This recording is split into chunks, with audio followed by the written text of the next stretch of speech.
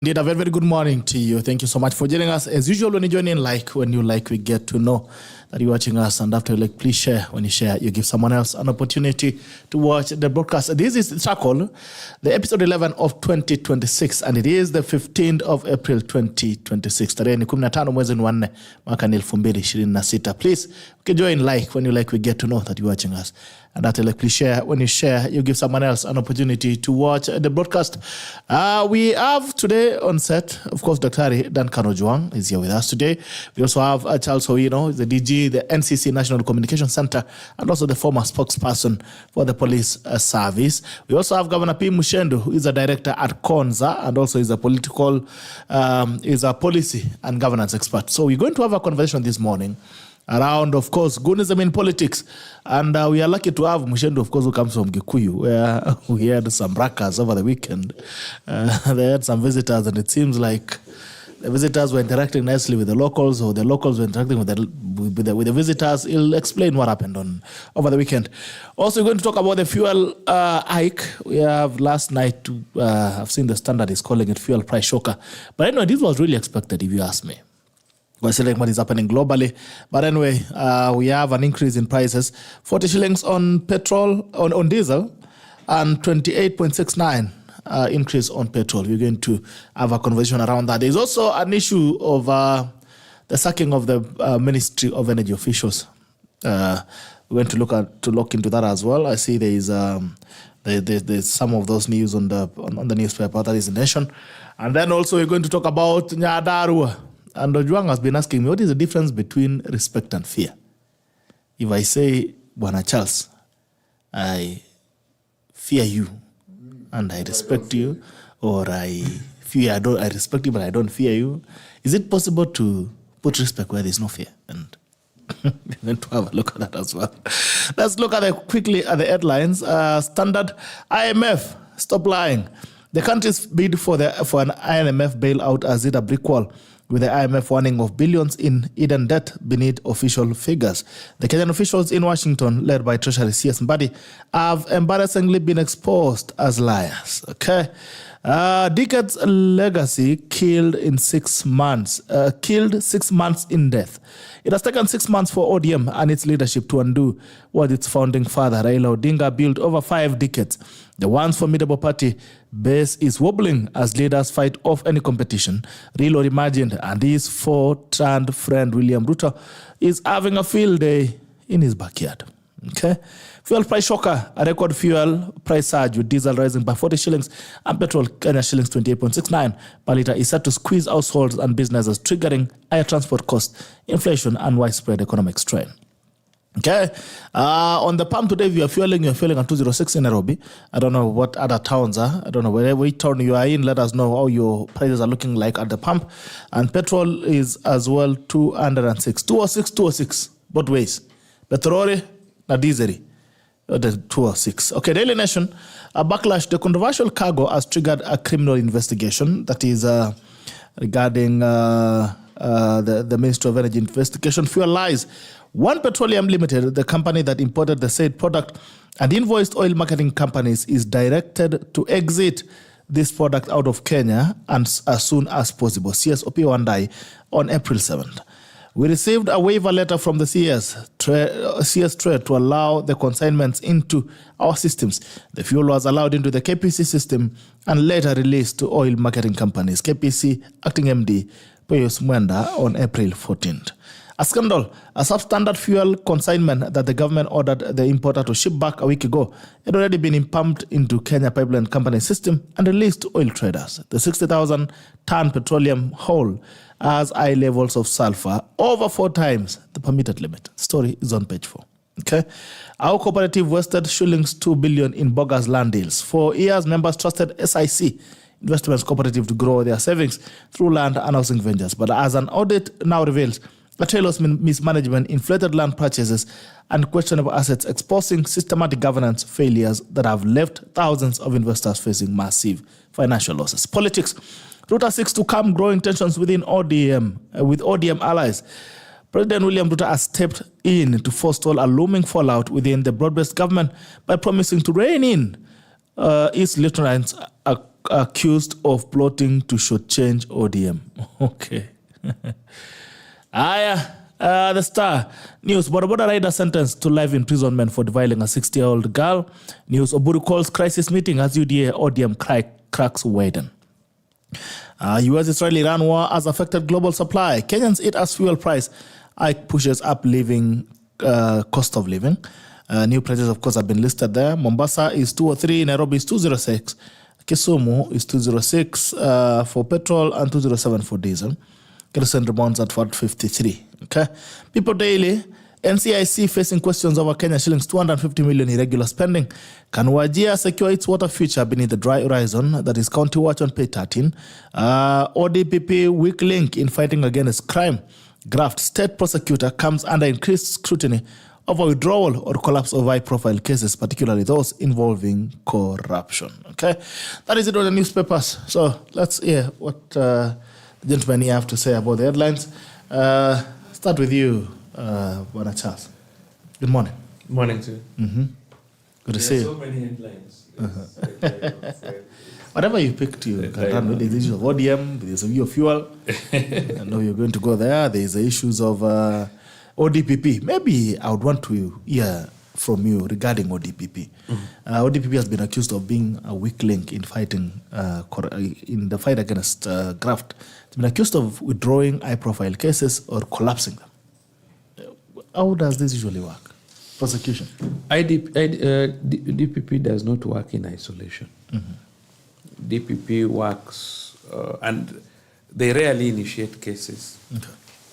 Though they can give directive to the director of the DCI to carry out a particular investigation.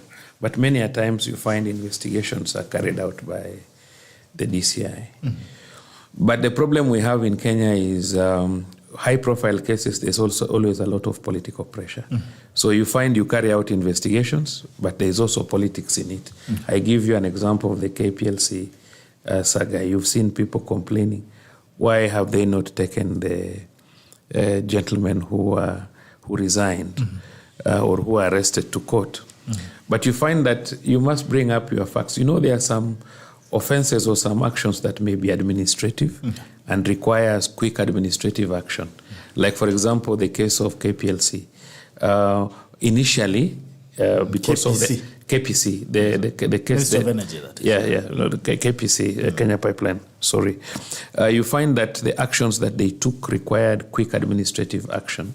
And quick administrative action could have been either sacking them or them resigning or whatever it was. But now when it comes to taking them to court, you must now go for the criminal elements. And it also involves a lot of documentation. So you cannot just do it in a day. But you find Kenyans put a lot of pressure on investigators, on government.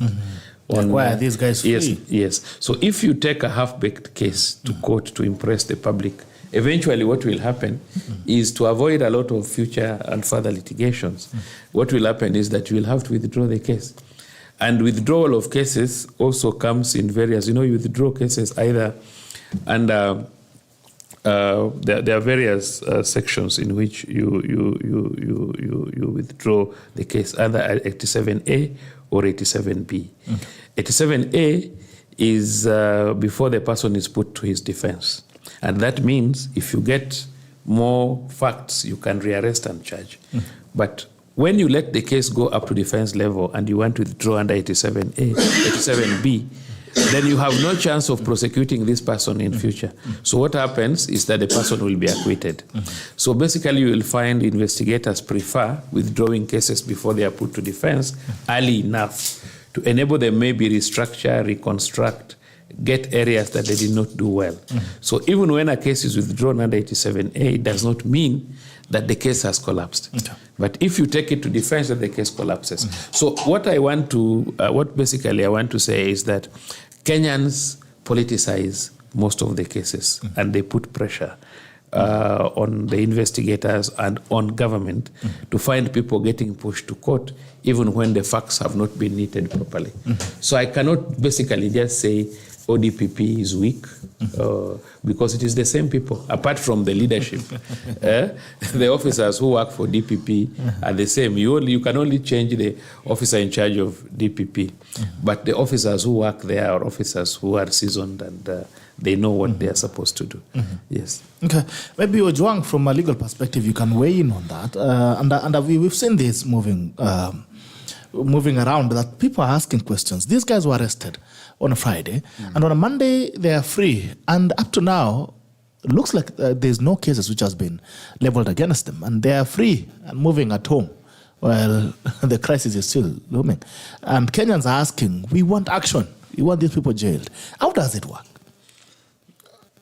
I've not practiced criminal law, so I can just abbreviate. And I think as former spokesperson, Owino have said the difference between withdrawing with prejudice or without prejudice. Kenyans' perception of ODP, not so much in this case, follows the successive withdrawal of the mega cases. Kenyans' perception of ODP follows the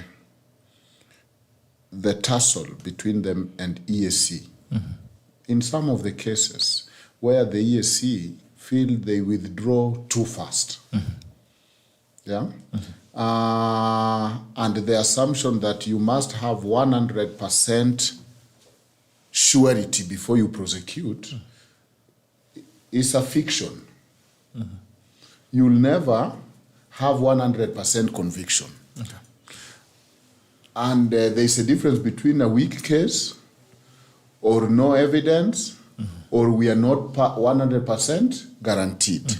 So the context sometime of this criticism, for example, ESCC now are asking for power to prosecute because they go investigate and invest a lot of money in investigating a case.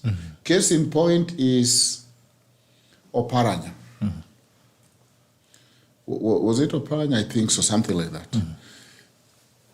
People have risked their life investigating this thing, doing paper trail, finding all this evidence. They bring it to you, and then you come and say, you know what, we realize that these people, these were not proceeds of crime. Looks like this person had a debt arrangement with this person. Here is an agreement that they have entered. ESCC is saying, let us put this into forensic examination. When was this agreement written? And they feel like, you know, some here have been seasoned policemen, but there is that other sense where you just feel there is something that does not add up. Surely, we cannot have all this evidence, and so that's why you said weak link. Owino have said that there is a chain. Yes, there is that chain. But if we all work, we are making this item and everyone does his part. And then when we give it to Bitok to do the last nini, you always find why there is a reason why it cannot fit. Then people get to despair, then people get to doubt. And so then the question is the political hit that Owino is talking about more experience at the DPP end? And like in all these other arms where we are seeing them investigating very well, when it comes to DPP, it appears for public that they always find a reason to withdraw a case. The case of Evans Kidero. Right now, there is a big fight between them and ESCC in court, where ESCC are saying, you are not going to withdraw this case. ODP are saying, considering all things, and of course, you know, ODP also have to stand against malicious prosecution. and they must look for justice, not just convicting people for the sake of convicting. You'll rather one guilty person goes than to convict people who are not guilty. Okay. But it appears that they quickly withdraw cases, conveniently withdraw cases, when others have spent time, resources. Do you know it takes a lot of resources to investigate the cases? And so Kenyans, you can excuse Kenyans for feeling that they fail at the crucial juncture. On the issue of how quick they should turn over people to court, I like this one, I don't think there is inordinate delay. I don't think there is race against time because they have been removed from those positions. So they can take their time investigating, but the danger and the fear is this. The longer you take, the more witnesses become relaxed, the more witnesses are approached, the more people are not recollecting things clearly, and the more people feel it's not worth pushing for this. And so if they are working so close, you know, that's why in the US they are elected. You get elected and you tell us your record. I will deal with the crime of drugs. I will convict the mafia in this town. And then we give you the work. But this thing, as much as the Constitution gave them independence, because people and the previously saw where people were being prosecuted maliciously and for the sake of politics. So they are made independent. But who are they accountable to? And what is their record of conviction? And why are they, as we sing in SDA, prone to wonder, Lord, I feel it, so quickly in withdrawing cases when other agencies feel this is not ripe to be withdrawn? I think I have one. The cases you have given examples are both political. And these cases were not prosecuted in this tenure of this government. These cases were prosecuted in the previous government. And you know, people had a feeling that there were very many cases which were politically instigated. Including Mashabus. Yes. No, this one is for this tenure. So we wait for another tenure. If another tenure comes, you may find, if it is different from this one, you may find the ODP of that time also doing a different thing. So we must still also admit that, as I had said, that sometimes there's a lot of pressure from public.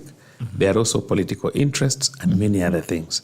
So I cannot just say the ODP is weak. And they are not quick in withdrawal because these cases have been there for a very long time. But also remember, there are also implications to government when cases are acquitted on malicious prosecution. Because government would lose money. But that's one observation. Let's listen to Muchendu for a second. There is political. That is the very reason they were made independent. Maybe we are being naive, but that's the very idea of making them independent. And then also, EACC.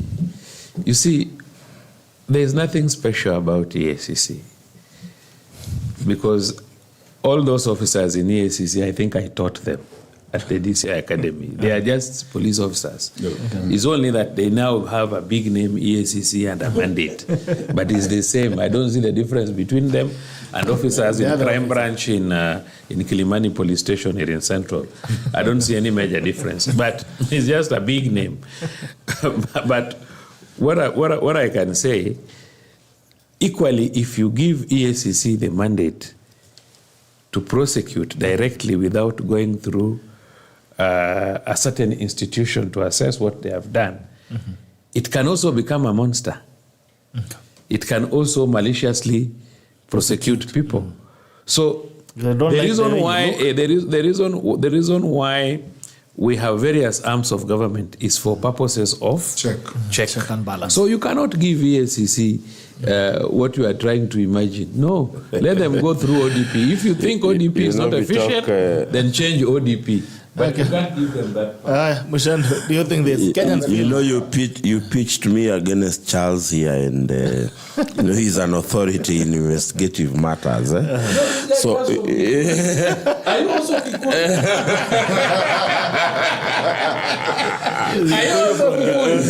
I am a Kikuyu from Kikuyu. You know. So you are very unfortunate. You know, the three of us here, we are Nilots. We are grandchildren of Kikuyu. I am a Bantu. So.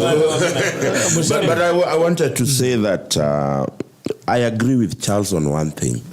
I don't think it is okay to say that we want to give EACC prosecutorial powers, because one, we will be infringing on the separation of powers we give to ourselves in the Constitution 2010, where EACC falls under the investigative bodies that are supposed to investigate and prosecute. But profoundly, when I listen to ODPP, there's something they said, and it is actually true.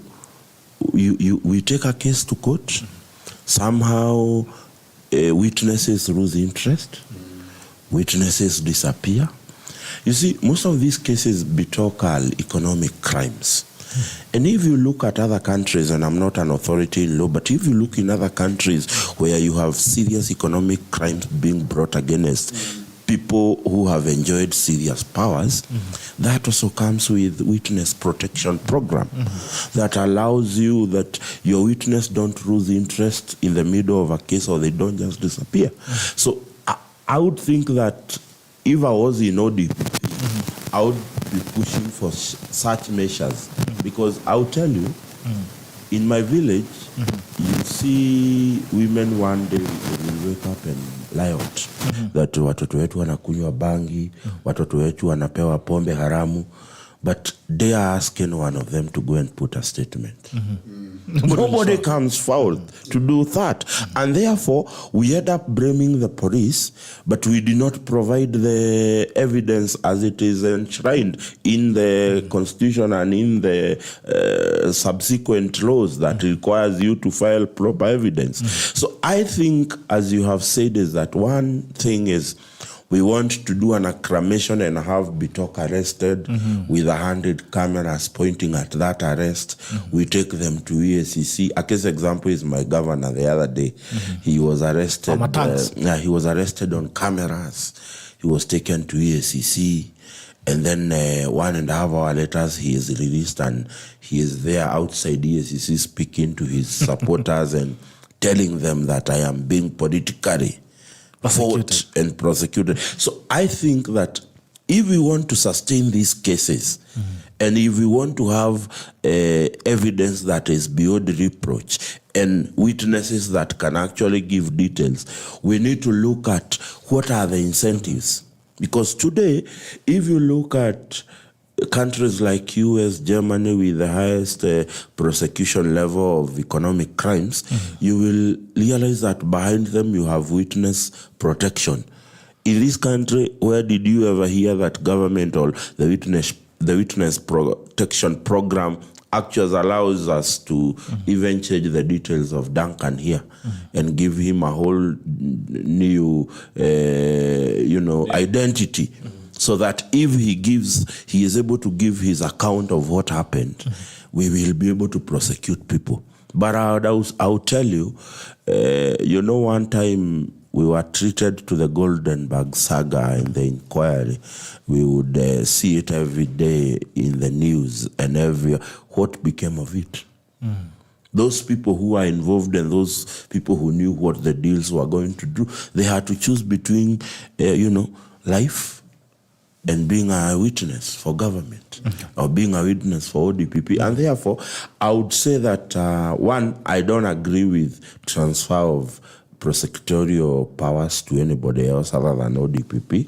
What we may need to do is address the gaps that are there, because there are quite numerous gaps within ODPP. But surely you cannot, as he has said, we have seen the EACC becoming a minister slowly. They just make they must have a very good PR person who makes a very good public relationship on the arrest of Bitok. and it is being consumed in every media house, and subsequently everybody is expecting some prosecution. But when you go to the core evidence of that case, it is almost non-existent on paper. It is just perceived, because if today I say Duncan here has stolen 100 million, unless I can produce a paper trail, produce evidences of those people who dealt with that money, how then am I going to sustain that Duncan is a thief? Okay. So I think that let us address the gaps within ODPP. And then once we address it, let us also address the gaps, because I think there is also the conflict of interest, Bitok, between EACC, between ODPP, who is supposed to do what.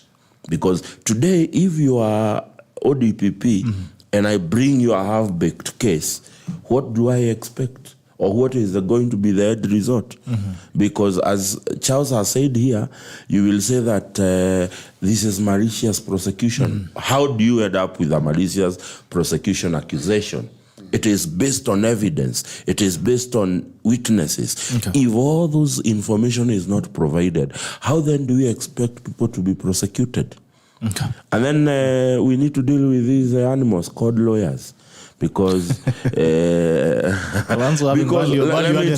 me tell you, you will file a litigation. I am not an authority in law, but you hear counter litigations. I followed the Goldenberg case as an example. The prosecutor would file this. Tomorrow, Kamresh lawyers would come with a whole lorry of evidence that, you remember then we did not have the Supreme Court. It was called the highest court was then the Court of Appeal, if I remember, down there next to Parliament. They will come with a lorry, and then you hear in 3 years there is litigation, counter litigation. You file these and all those things. There's something he said which was very important about witnesses, people not willing to record statements. It's also out of a lot of experience that Kenyans have. One of the major issues is sometimes you volunteer to be a witness, and then somebody wants to victimize you. You are made a victim instead of becoming a witness. And also those exhaustive processes. 10 years, you are still a witness, going to court. Nobody cares about your transport. Yes, you are a witness in Mombasa.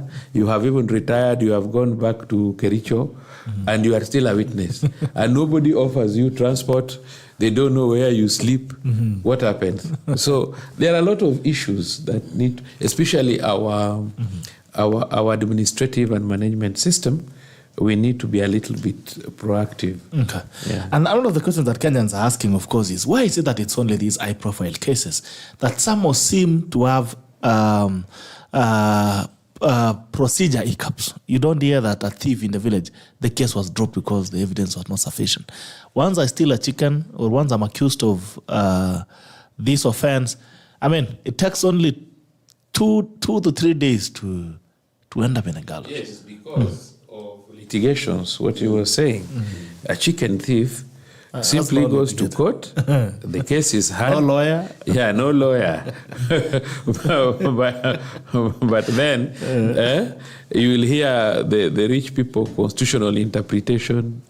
A number of issues coming up because they have the money to spend. They can hire the best lawyers, like in Ojwang. They can hire them, the best lawyers. And lawyers of value. Ojwang, who is croaking rates in hours.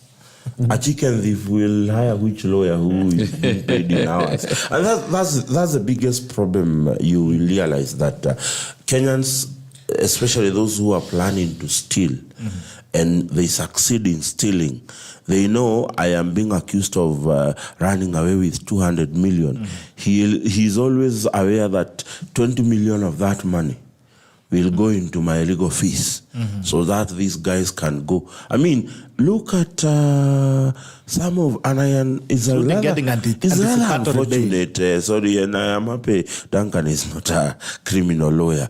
The most celebrated lawyers in this country are criminal lawyers. The most celebrated. They are criminal lawyers. Number 2, they are constitutional lawyers. Okay. then you ask yourself, at what point do you see the defense? Criminal defense lawyers are the most celebrated. They are the most flamboyant in this country.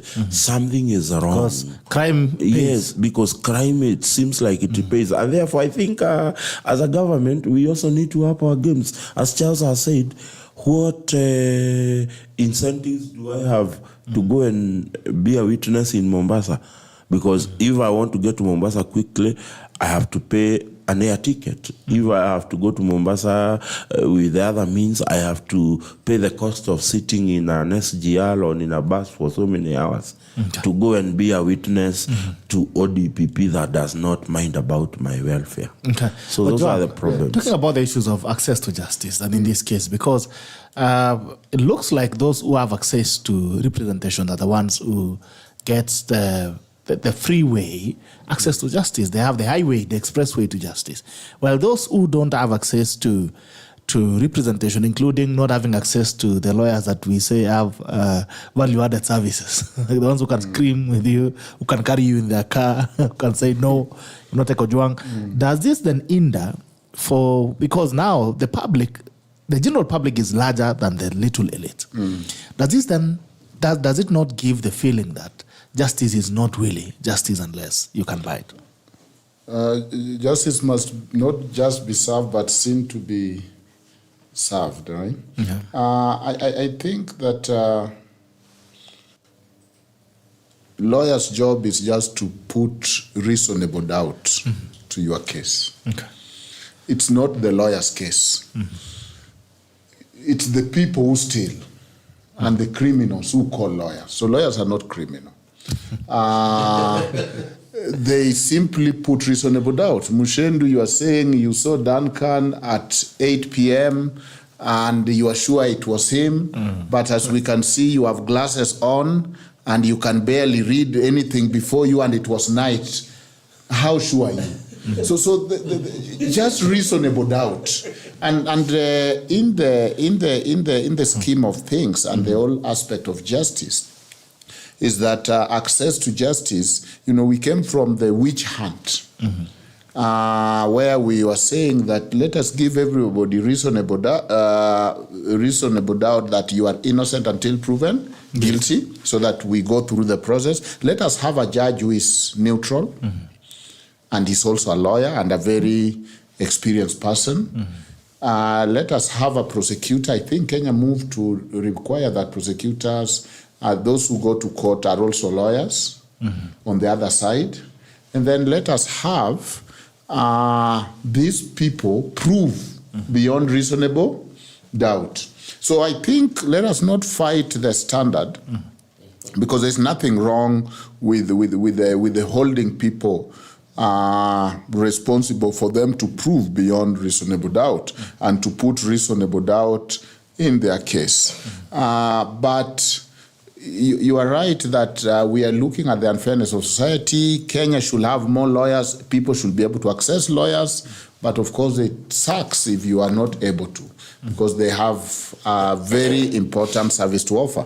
But my point is that, when President Kibaki became the president, Kenyans were voted the most optimistic people in the world.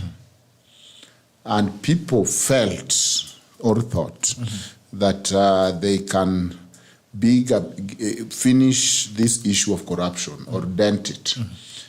But the enthusiasm went down when people realized that it was almost business as usual. And today, what takes to fight corruption is not standing on top of vehicles and screaming so hard that I hate corruption, I'll deal with it. From our history, it is not that there are good people or people who are value-laden somewhere who are better than others. If the whole basket is spoiled. That is not the game changer. It's not the good people versus the bad people. It is not the who shouts against corruption the loudest. Because we saw, even when Uhuru came, he called this transformation. We saw from previous government, we saw when Gidongo was finally sacked. when he was doing such a good job about corruption. So I think this government have a big opportunity. Why? Because they have the political goodwill. That political goodwill come in this sense. When you are broad-based, you can dispense with a few corrupt people and you still remain as a government. But when you are a government so thin that ukiniguza, I'm saying I'm going with my region, or I'll make sure the house crumbles. People are being targeted. Yes, then you do political calculation and say, is it worth going after Duncan at the expense of my presidency? Then you might put a break. But this government has no excuse. Because look at the speed they pass the bills. They have numbers in parliament. They have cushion because they have brought in ODM. And therefore, if there is a time that this government should not spare any corrupt person, whether it's in the government or out of the government, is this time because they have a leg room to wiggle, they have a political goodwill because they have brought in and really weakened opposition. Remember when Baba was here, if they wanted to go for Wanjigi, Baba will spend a night there. And we ended up talking of laundromat and Upper Hill being where Waiguru comes and say, by the way, I'm supporting BBI, and then they are left. When the country is split, it is hard to fight corruption. When there is a bigger coalition like broad-based, then it must be easy to fight corruption. And therefore, we should not get excuses. We should see real fight of corruption. But again, I reiterate that EACC, in the mind of Kenya, people feel their frustration. Especially when they see that these people have investigated and the other arm is so quick to withdraw. But what do you do when witnesses have dropped? Maybe you have to withdraw. They need to be well-funded, they need to be independent, and probably pull up their socks. You know, we are a country of rule, not of men, but of law. And therefore, whether politics is there, legally does not matter. If you go to a country like US, you find the police have realized there's a time they were replacing lieutenant governor of Illinois. And one politician took bribe. That police in the local police station did not have to call some powers. Crime has happened.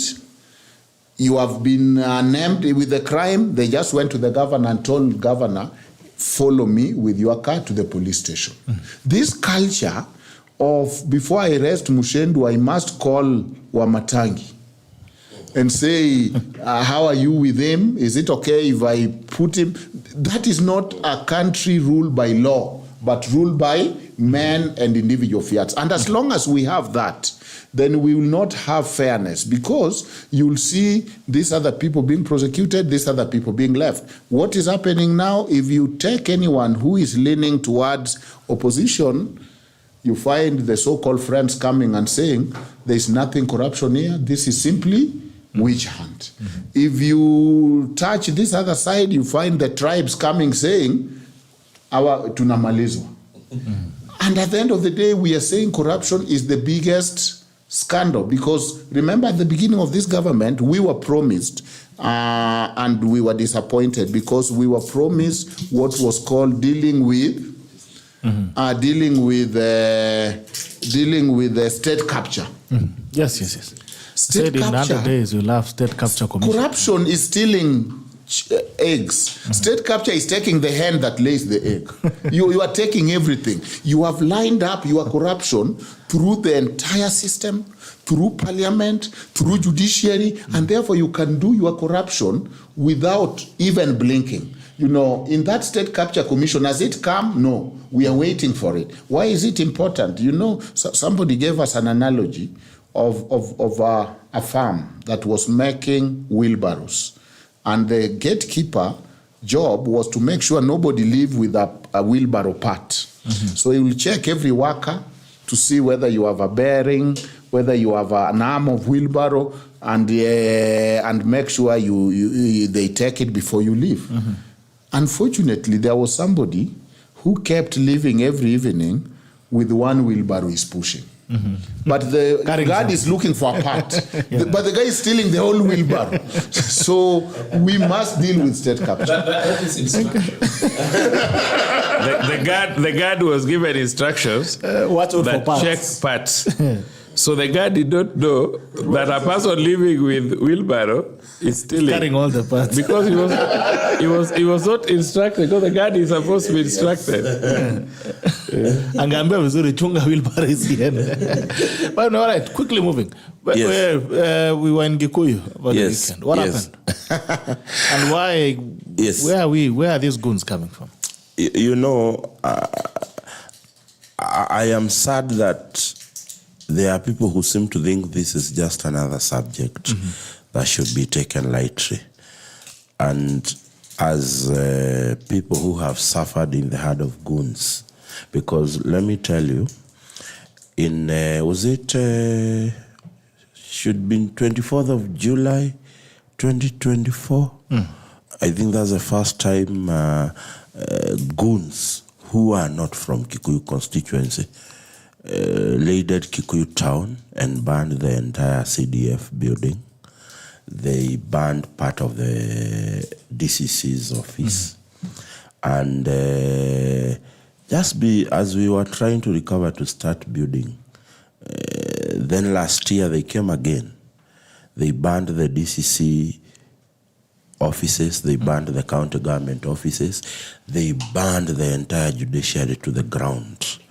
And I want to, if you allow me, to thank the business community of Kikuyu, because they have come together and they have rebuilt the judiciary, and the conveyancing of justice now continues to work without anything. But as we speak, Kikuyu does not have the DCC's office. And by the way, we have banned land records of 18 years that cannot be recovered anywhere, because you remember the Ministry of Lands was undergoing digitization, and that part of the document was not yet digitized. And 18 years record of land succession have been counted back to zero. We have to reconstruct the database for land. That is the cost of that thuggery and Goonism that has seen happen. I have been in Kikuyu ever since I was a small boy, because my father was banking with one of the farmers' banks in Kikuyu. That's why they would get paid their milk money at. And therefore, I would accompany my father to go, because I know if he's going to the bank every month, I'll get something. Get candy. I'll get a samosa, and I'll get a sausage. So I have known Kikuyu as long as I have known myself. And on Saturday, if you people remember, on Wednesday, the so-called DCP reader purported to give a statement to the IG of police, detailing exactly what will happen, word for word. And I am inviting you, it is in the public domain, the letter purported written by Rigathi Gachagua to the IG, and detailing exactly what would happen and how it will be done by the area member of parliament, the Honorable Kimani Ichung'wah. Let me surprise you, Bitok. Kikuyu town is not big. I know you have been there. It's not as big. Yes. But it's a very vibrant town, and it's a very busy town, to a point that a few months ago, when the member of parliament wanted to upgrade the roads within the town, we could not do it during the day, because it would affect businesses. We recently, as around 3-4 months ago, did the recarpeting of the entire roads in town at night. The entire night. We have done the roads around Kikuyu through the member of parliament. We have been doing, the other day, one of the busiest road next to the railway had to be done on a Sunday when businesses are not as busy. And then somebody somewhere is feeding the nation analogy that the very member of parliament who is striving to upgrade the lives and the status of Kikuyu at night had the audacity to bring goons to come and burn Kikuyu down. For your information, recently we buried Ichongwa the Senior. Ichongwa the Senior has been a business person in Kikuyu. The likes of Kimani Ichongwa, who is, I think, the last born, would find his father doing businesses in Kikuyu. And therefore, this nonsense and the analogy that a member of parliament who has strived to rebuild and give Kikuyu town a face it deserves would wake up and bring goons to destroy the very infrastructure he has built. It is crazy, it is mad, it is absurd.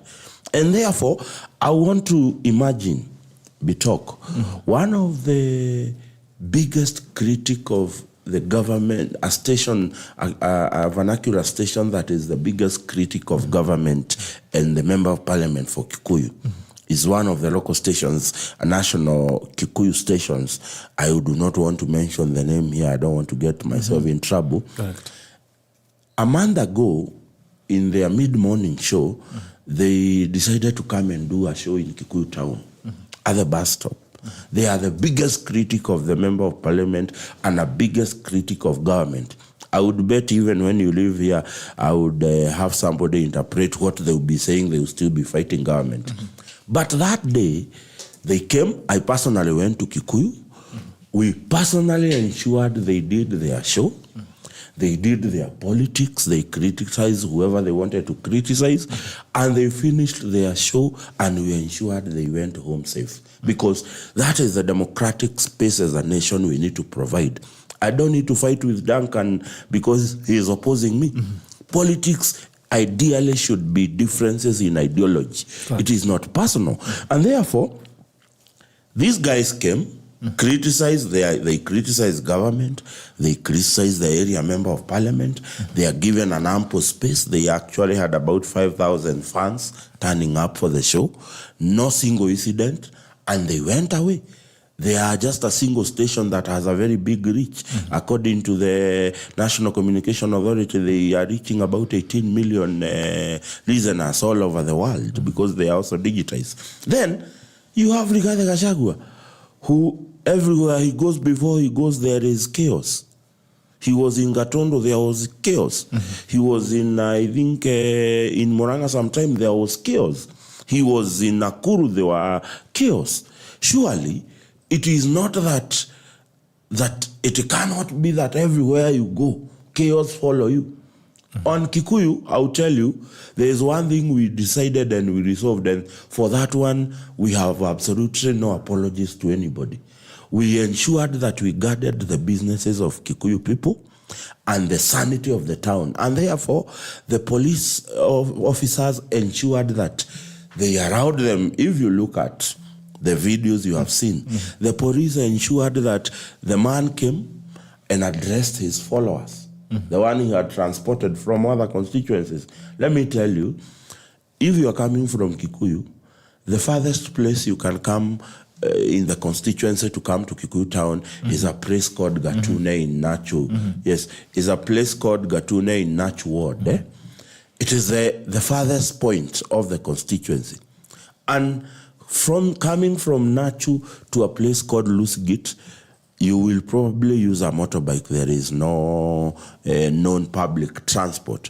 When you get to Lusgit at the highway, that is the Goto Mutarakwa highway, you will use vehicles known as Kewariro, others known as from Kamango to Kikuyu, from Limuru and everything. But we have videos, and I will be sharing with you, of people being dropped by buses that are known to ply Thika route, by buses that are known to ply Mombasa Road routes, by buses that ply between Kiambu and Nairobi. Why would a constituency from Kikuyu require to be dropped by a vehicle that is plying Thika Road? That only tells you, you have seen, I don't know whether Duncan here have seen some Akorino girls shouting very vulgar words against the member of parliament. The Wakorinos are from Muranga. What were they doing in Kikuyu? You have seen a young man on video with rastas insulting the president and insulting the area member of parliament. He is known on some bunga videos from Eastlands. What was he doing in Kikuyu? He does not sit there. 80% of the goons that were being addressed in Kikuyu were not from Kikuyu. And I will say this, if as a reader, you would want to repraise the president. If as a reader, you want to repraise Kimani Ichung'wah, come and sell your ideas to the people. Don't come and sell fear, because what was to happen in Kikuyu Bitok was that a criminal element had been formed to come and terrorize traders and raise the emotions and get them angry that the member of parliament, the security apparatus could not protect their businesses. And for this, allow me to congratulate the police officers, because no single building was touched, no single business was destroyed. They were contained outside the CBD. And tomorrow, if Rigathi Gachagua wants to come and address the people of Kikuyu, he is welcome to do that without criminal elements. I mean, we cannot entertain the politics. And Charles is here, and I have heard he has trained quite very serious officers in the DCI. He will be able to tell me which politician has the capacity to explain word for word how the criminal events are supposed to be orchestrated word for word. Look at the letter, and before we finish here, I'll get the letter he wrote to IG detailing what will happen. You can only give a detailed word for word if you are the orchestrator of that particular mayhem. He has explained that this is going to happen. We will have this element. It will happen at this time. I mean, unless you are the orchestrator, and therefore in Kikuyu, the only thing we did was what government is supposed to do, protect the interest of its people from political thuggery and political criminal. And that we will not, I can tell you, and I am proud of the Kikuyu police station OCS, a guy called Murwa. The base commander, in the morning, young men were sent to start raiding lorries, because they use southern bypass. I am happy the base commander Sarita was able to contain and ensure that they cleared the road before this became a nightmare in the morning. And therefore, I say this profoundly without fear of any contradiction whatsoever. Rigathi Gachagua, we are calling you out for bringing the kind of politics we have not witnessed in Mount Kenya. It is unheard that you would accuse a member of parliament who has done all he can to ensure that his constituency rises to the occasion, and it is considered as one of the most developed constituencies, that he would wake up one morning to burn down an infrastructure he has struggled to build within the 13 years he has been elected as a member of parliament. And therefore, if you feel you want to go and fight with Kimani Ichung'wah in Kikuyu constituency, go and do it in a manner that is honorable, in a manner that you respect the constituents, in a manner that you respect the Kikuyu business community, in a manner that you respect the great people of Kikuyu constituency. They would want to come and hear you out, argue your issues in a sober manner, in a respectable manner. Allow me to ask him. I know it is your show to ask questions. Why Kikuyu? I think I'll tell you. One, if you looked at the memorial service of the Honorable Kiaraho, it is now has been counted evidently that the former DP mentioned Kimani Ichung'wah 21 times in one statement. You can listen to it. It will be counted. He mentioned him 21 times. One, the Honorable Rigathi Gachagua still holds that it is Kimani Ichung'wah who advised the president to impeach him. And he alluded to that during the burial, if you listen to his speech.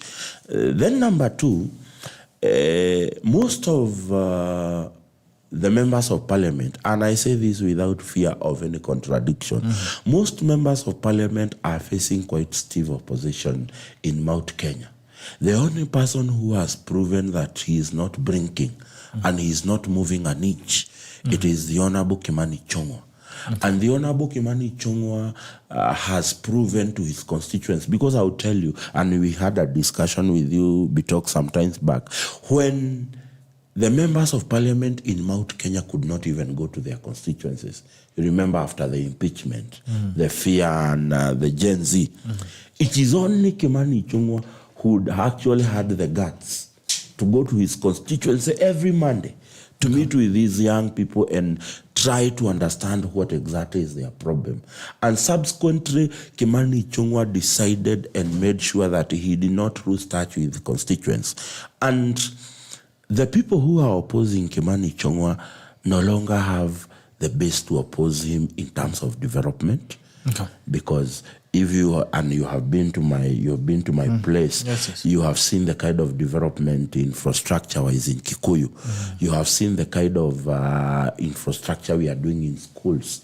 You know, we have one of the biggest education funds called KISE in the entire country. You remember the president was our chief guest here when we raised over 200 million shillings for that part. And therefore, when it comes to the issue-based politics, you cannot beat Kimani Ichung'wah. So that is why he's a target now. And that's why he has become a target, because the idea of coming to Kikuyu, as Charles has asked, was to be able to raise the adrenaline of constituents, to raise the emotions so that they can hate the MP. That is why there was a criminal gang that was supposed to come and vandalize businesses and ensure Kikuyu business community are parted ways with Kimani. Unfortunately, that has not worked.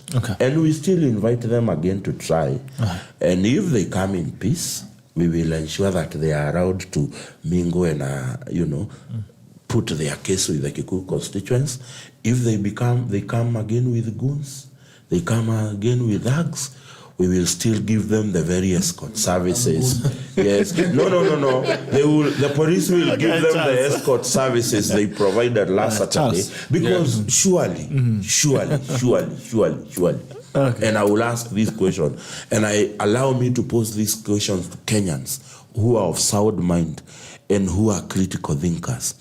Why would the member of parliament, having been elected 13 years, including one time being elected and opposed, wake up one morning and hire goons to destroy the very infrastructure he has done in Kikuyu constituency? Please, this culture, thinkers, ask yourself that question. Is it a new culture? Is it an old culture? Are we normalizing it? And since you come from a security background, many people ask, when these things are happening, where is the security arm of government? Where are the police? And it becomes like, as time goes by, it becomes normal. My question is, when what is happening? Be specific. When what is happening? Goonism. Anyway, let me answer you. Goonism has a background. And it has not been common, especially in Central Province. It's a new because you are phenomenon. aware, Central Province basically have a history, because when the white man came and invaded the White Highlands, the Kikuyus were taken to reserves. That is where the word reserve comes from. They were moved from their land, taken to reserves. They became laborers there. And when we got independence, the first head of the nation was lucky to have lived in Europe for a long time. Mzee Jomo Kenyatta lived in London for over 18 years. And one of his background is that he was a plumber. And having been a plumber, he must have accessed the mighty people. And So Europe has... Plumbers were mighty people then? No, accessed. You know, today, a person who is a plumber or who is an electrician can access any estate. Yeah, he will live in Kibra, but he's assessing the best estates. He gets to understand what happens. So Kenyatta got a lot of experience. And you remember Europe, especially UK, had history of what we call agrarian revolution, where they had amalgamation of land. So I think he must have come with that mentality. So after independence, much of the White Highlands, people were subjected to get loans and get the land. And today, even if you go to Limuru here, as much as they say there's high population in Central, you find they have large tracts of land in plantations of even tea. Are you getting me? Because of that culture which Kenyatta... Then the Kikuyu community grew up. They were moved to... Some people moved to Mombasa, some moved to Rift Valley. So they have had a history of doing business and working hard. They have not been so... they have been a little bit apolitical. And luckily, they have also been in government for a very long time. So Goonism was not their formula of doing things. Even when President Moi ruled for 24 years, they concentrated more in doing business. If you come to the community where Ojwang and I comes from, we have been involved in opposition. And one of our best ways is to demonstrate. That is our culture, to demonstrate. And you can see, we put you under pressure until you shake hands with us. So, so that has been our formula. So if you go to a place like Kisumu, you find like Kondele is not a place you would just go. Yes. Are you getting me? You come to this Nairobi, even when Kibaki was coming to power in 2002. It's the Luos and lawyers who are demonstrating. But Kikuyus were just walking. Even when you call for a rally in Uhuru Park, the Kikuyus, the Luos and lawyers come with vuvuzelas. The Kikuyus come with wares to sell.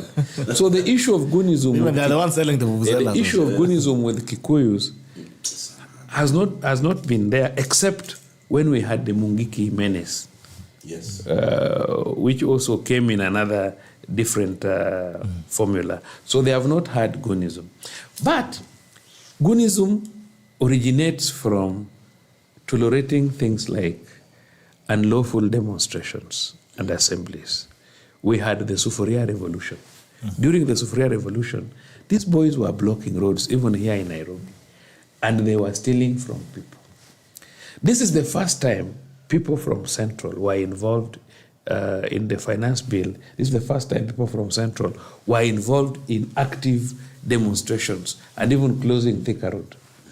The moment you allow people to demonstrate, to agitate out of the law, because Article 37, which allows demonstrations, picketing, provides that it must be peaceable and it must be unarmed. So the moment you are armed, you are burning tires, you are doing what, that demonstration becomes totally unlawful. It becomes a riot. And therefore police is supposed to come in. But you'll hear people say it is police that was attacking us. So through Goonism, these boys and girls, some of them have grown. If they used to receive 200, now they have families, their children are in school. Now they are looking for more money. If you go, for example, to Luo Nyanza today, they are motorbike boys, because us, we take a lot of credit on funerals. Like now, every weekend we have funerals, like any other place. But our funerals drive a lot of political emotions. That is where politicians meet and attack one another. Are you getting me? They don't meet in the fishing bays to improve the fishing bays, but on funerals. So what happens is, like this weekend, you'll find they know areas where there are funerals, where politicians will come with their choppers. So they come in with their motorbikes, and now they are even attacking the politicians. They are even demanding money by force. Are you getting me? So what has happened is that through those activities, Goonism is promoted. But now, these goons are very sweet when you use them against your opponent. But when your opponent uses the goons against you, it becomes a problem. Like you remember, last week we have had this call for, I think the PS Interior had a lot of people were really, really attacking him, some politicians. Yeah. Or he took some photographs. But it's because for a long time, when this government came into place, you remember, Baba was still the other side of the opposition. And when we were working with government, we had to come up with strategies. How do we change the mindset of these boys? That is the time you find people like PS Interior and people like the senator started now engaging these boys, even taking photos with them and trying to change their mindset. They have been given machines for So it's a known unit. Yes, they are known. Like Kisumu, the groups are known. Yeah. So they are given machines for car wash to engage them so that they can get an alternative way of earning income. Remember, some of them were used in 1990. If somebody in 1990 Was a goon. was 17 years or 20 years, how old is he now? Most of them have grandchildren, Yes. and they are not employed. They're still and they are goons. still looking for money, and they are still goons. They are still managing, and that is the culture where now, as law enforcement officers, we say we must come in as a country, as a people, to understand that things like picketing, demonstrations are allowed, but we must communicate now and tell people that when you go burning a supermarket, you go burning a police station, and you are shot and even killed, then you don't need to blame anyone. Because the moment you handle these people with gloves, I can tell you they'll overrun you. They'll run you out of town. Yeah, they'll overrun you as a country. And boys have also just decided not to work. Today, you go to Ojwang's place. I don't know, Ojwang, whether you have some people working in your home or in your farms. But you cannot find, like me, I come from around Busia. My home is the last home to Western. I come from Sega. From Sega, you go to Bomala. It's a walking distance. And my home to Busia is along the highway, is only 30 kilometers. But to get locals, my neighbors, there are many boys who are unemployed. But to get them to come and work even in your farm is impossible. When you go over the weekend, they come to your home, they say, fungua sisi mguu. I remember Baba used to ask, na kufungua mguu weni ng'ombe ya nani? Unajua ng'ombe ndio inafunguliwa. But you find that there are boys whom you can give work, but they don't want to work. Yeah. And if that culture continues, and then they are waiting to be hired. Today, if you call for demonstration in this country, those boys are not coming because they hate government. They are coming because it is business. If you call for demonstration, they'll close the road, and therefore people will pay them money. So even if you see goons, the goons are not encouraged because they hate government is not doing well. No. If you call for demonstration, even if Ojwang calls for demonstration today in this town, the boys will come. Yes, because you see, you will attack a supermarket. You have admired to have a TV or a phone, or you wanted to have a fridge.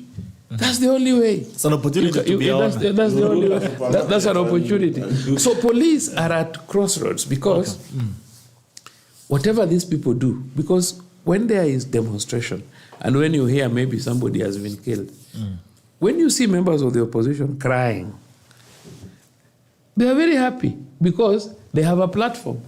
And that is why, by all means, strategy going forward, now that we are going for elections, the security agencies will, one, work with locals, not goons, to ensure that there is intelligence and their properties are protected under the community policing program, and also to identify people who are not locals.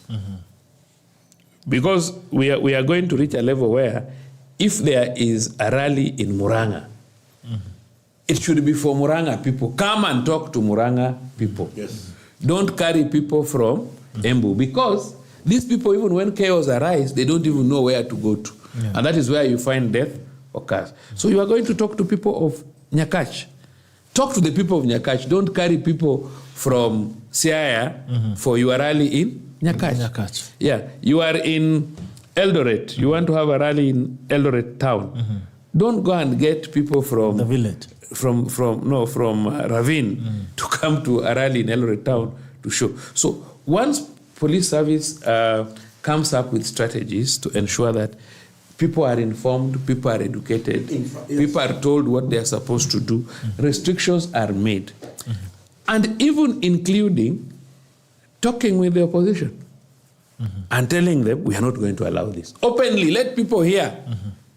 The IGP would call Honorable Gachagua, call Honorable Kalonzo, and even people in government, because it is not only people in opposition who can promote criminal activities, even some people in government, because even those people in government, they also have people opposing them, even from the same party.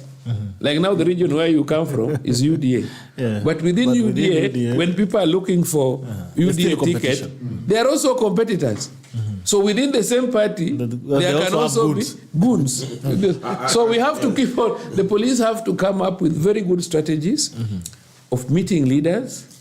People are not just going to wait at, there will be a rally in Kikuyu. No, there will be a rally in Kikuyu, but there must be engagement.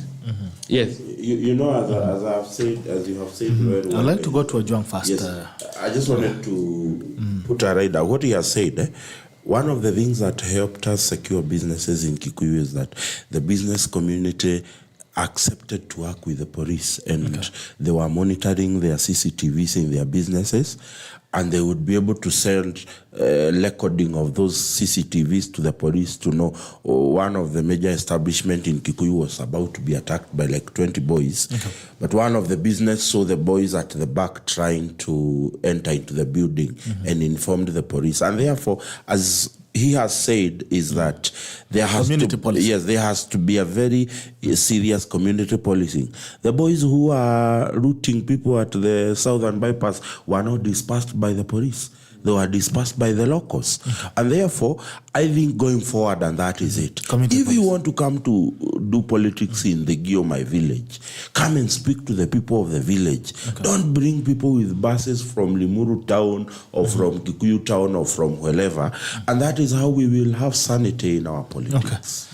Najwa. Yes, sir.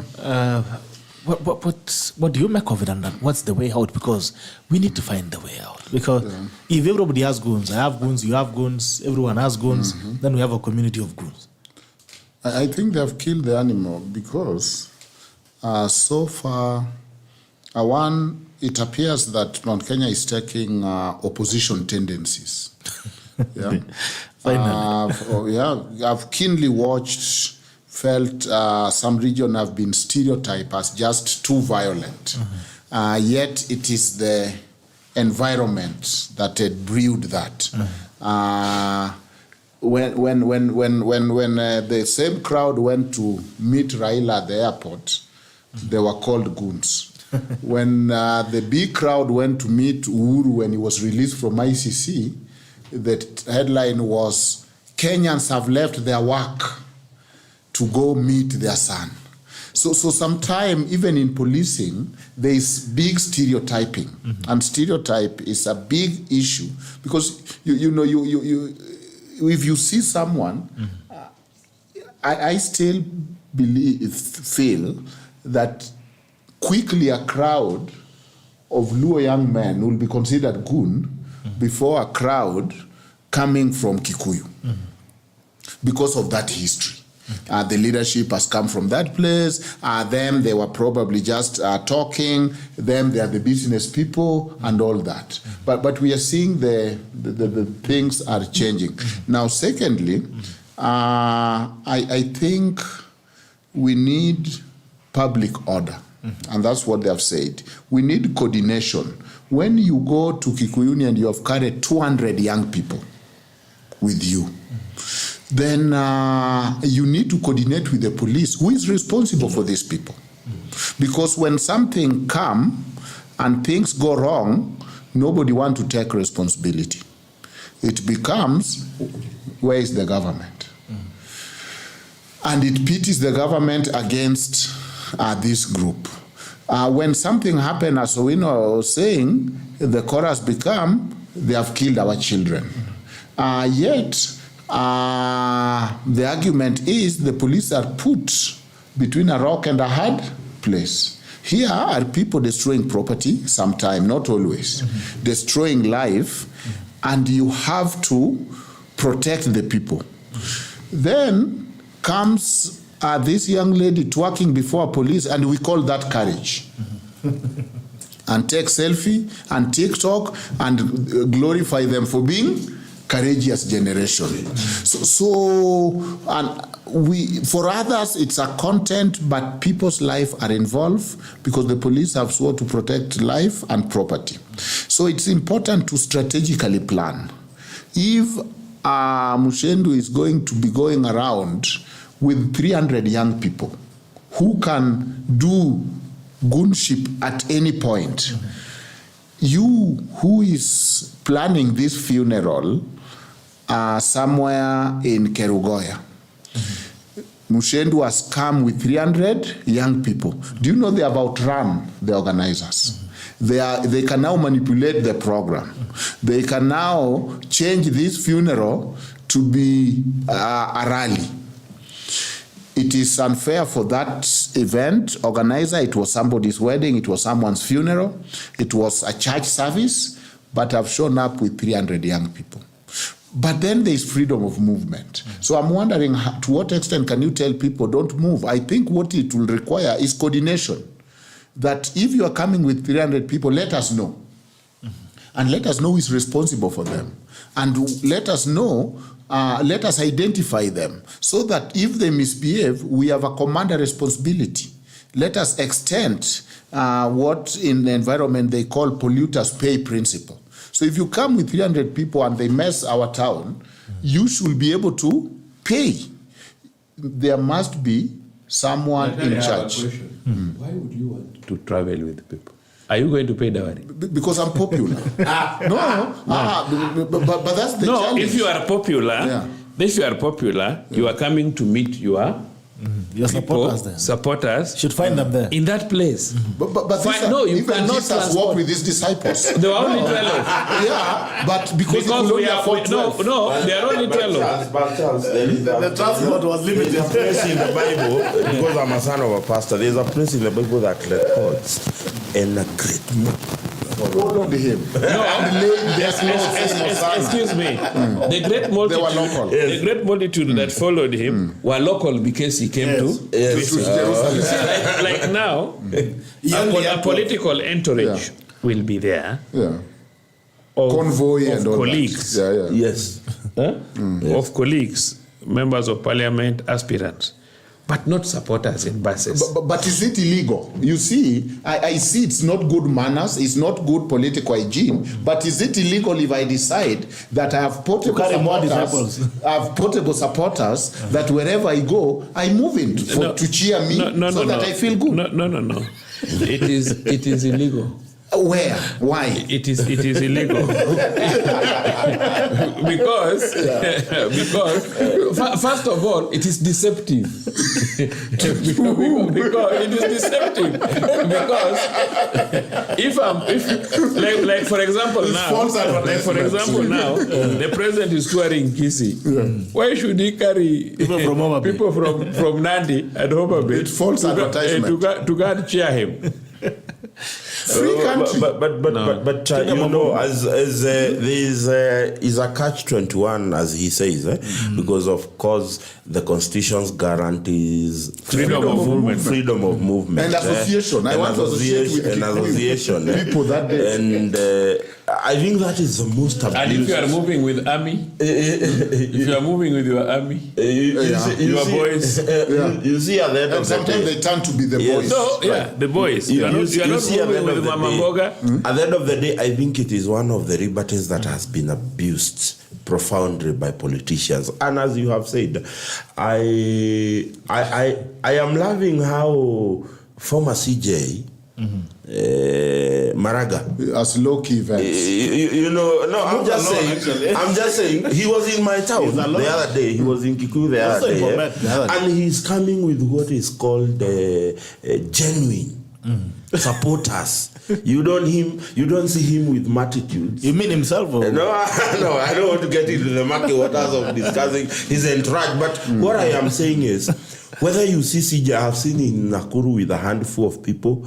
I've seen him with a handful of people. I don't think it's a good example. No, I'm just saying. Listen. I'm just saying, whether it is lack of resources or otherwise, that is how politics should be. It should be organic. That if you walk into a place, I'll give you a good example in Mount Kenya.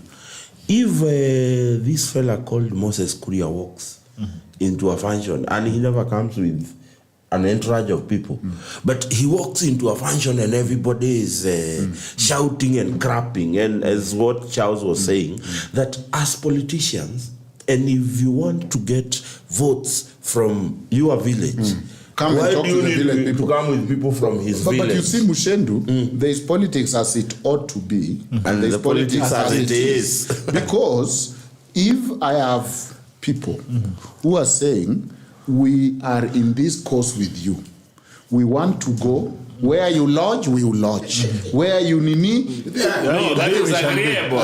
Excuse me, that is agreeable. It's agreeable. These are people with means, and they're able to reach you. These are not people you have hired buses, that even if an incident occurs, they don't even know where to go, to run to. Why should an incident occur? You know, because you are talking about, you are talking about reality. Yeah. Politics, you always have competitors. Politics, there must be competitors. Yes. And the competitors have supporters. Yeah. You know, Ojwang, I am sure in your village, if I just wake up today and I go and abuse you, I may be killed. You think you can go to Sega and abuse me? Probably you will be killed. But then it will be said, Owino killed Ojwang. No. It's the I didn't kill you. It's my supporter. The people who you have But then, touched. what's the difference between supporters and goons? Because now... You know, and that is, I think... The supporters can turn to be goons.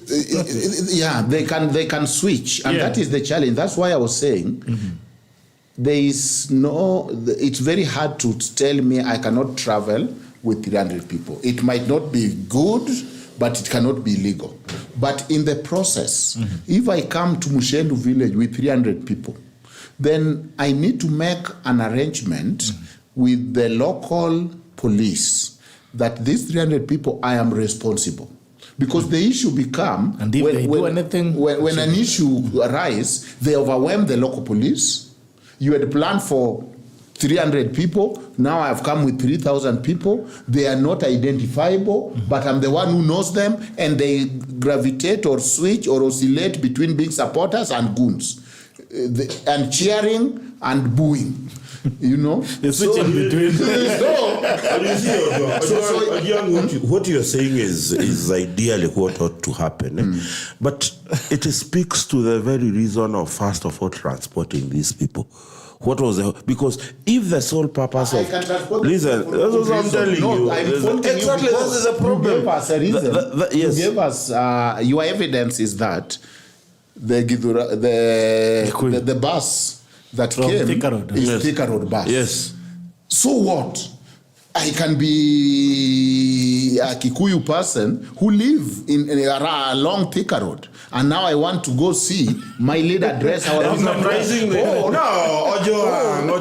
Surprisingly, all of you from Kikuyu live in Thika Road and you converged in a 56-seater bus. But what is wrong with transporting supporters? What is illegal? No, what I am saying, and that is what I was coming to, I was saying, ideally what you are saying, that I should be able to inform the police. Yeah. I should coordinate with the police. And coordinate with the police. Ideally, that would happen in a situation where I am transporting people for Odoni, I'm transporting people for a soccer match, I'm transporting people for a crusade, but somebody transporting 300 people on a political rally. Maybe it's political. Where did you hear in Kenya that they would tell the police they are transporting? No, that's why we are saying. People? That's why my argument. Yes. You had executed the point very well. Yes. So we are getting to solution. Yes. And I was saying that there is probably need for communication and communication for public order. That this entourage of yours, Mr. Gachagua, has 500 people. We are not calling them goons, but we know they can turn to be something at the tickling of when it's convenient. So, for proper coordination, if you are going to come to our town with 500 people, let us identify them. Let us agree you are responsible for them, so that if things don't go the right way, we know where to start. I think with that, you can balance between freedom of movement and association and order. Because if those 500 people, the issue is, because they're not from there, they are not merciful. They are not merciful. They have no connection that Ichungwa has with the local town. They have nothing to do. Ichungwa is saying, this is my town. I've built it with my hands. I've seen my father work in this. I'm at stake. I have things at stake. For those other people, then they're just supporters. But in the process that you are hosting them, and we encourage local tourism, it is a good thing. So if they have been facilitated, who cares? But as they come, then let us make sure there is coordination, there is somebody who is responsible, and if things don't go right, you are responsible for them. Otherwise, they convert the event from what it was supposed to be to others. But you cannot come, because I mean, politics is not a job interview. So that you are saying, those people in Kikuyu, you are... I think Ojwang is taking us to a different territory. Coming in, Ojwang, and you have had the honors of living in the US. It's not our own. No. I suffered there. You suffered there. Well, that's why I came back. We are sorry you suffered. Your body does not show suffering. There's no evidence.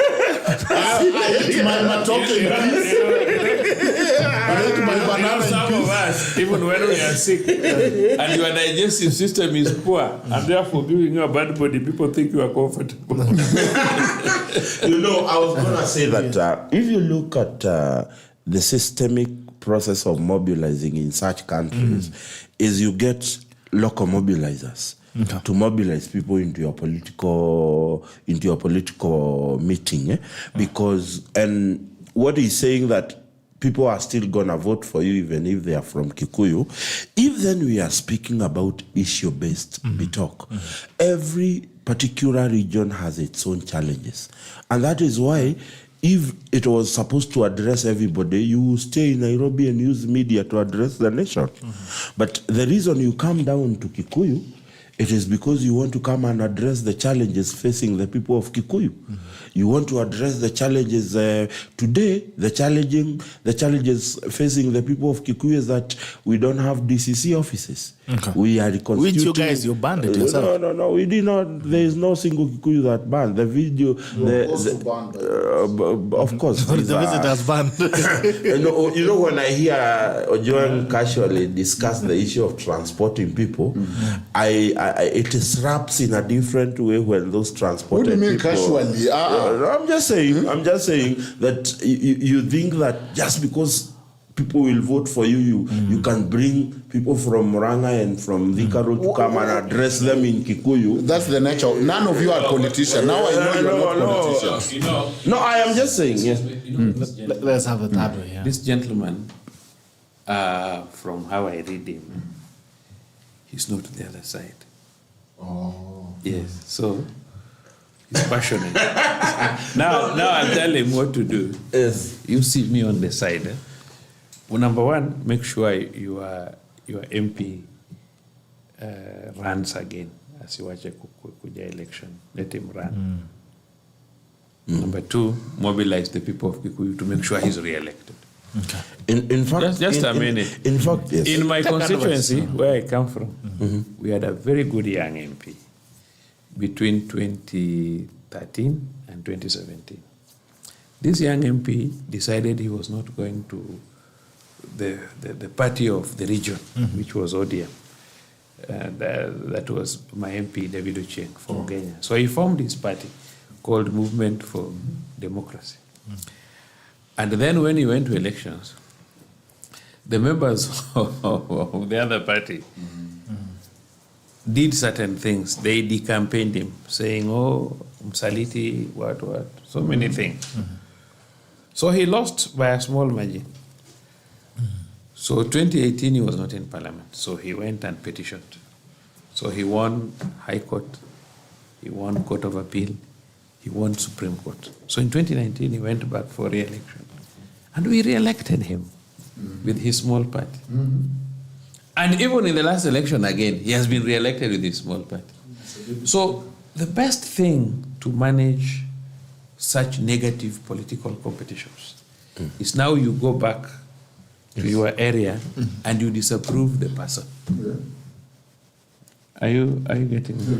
Disapprove them. It's just like now. We did go with the law. Just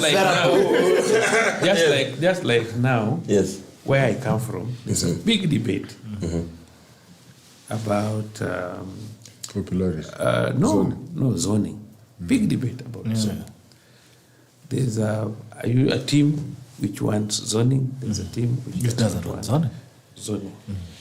But you see now, because they fall to one political coalition, they have only one choice: to sit and agree, because either way is a loss. Negotiate the democracy. If they go for zoning, it's a loss to them. If they go for non-zoning, it's a loss to them, because their unity is paramount. Are you getting me? So their leadership must come with something. And must have whip and have a solution. You know, politics is not just about what you see. Because what matters in politics is winning an election. The rest is story. The rest is poetry. Yeah, the rest is poetry. But on us, we're in the security sector, we have a responsibility to protect the nation and ensure that the nation is secure. And ours is strictly to ensure there's obedience to law and order and try our level best to appear neutral. To appear or to be? No, appear. Okay. Ordinarily, a human being cannot be neutral. A human being has his side.